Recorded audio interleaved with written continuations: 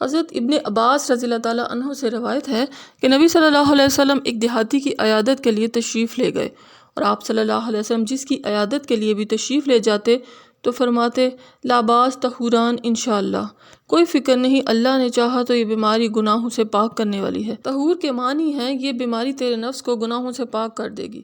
مریض کے پاس بیٹھ کر اس کی دل جوئی کرنا اور اسے حوصلہ افزا باتیں کرنا سنت ہے۔ مومن اگر بیماری میں صبر کرے تو اس کی یہ بیماری اس کے گناہوں کا کفارہ بن جاتی ہے۔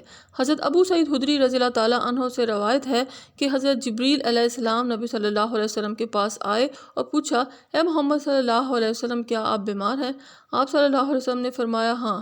تو حضرت جبریل علیہ السلام نے ان الفاظ میں دعا فرمائی، اللہ کے نام سے آپ پر دم کرتا ہوں، ہر اس چیز سے جو آپ کو ایذا پہنچائے، ہر حاسد نفس اور آنکھ کے شر سے، اللہ آپ کو شفا عطا فرمائے، اللہ کے نام سے آپ پر دم کرتا ہوں۔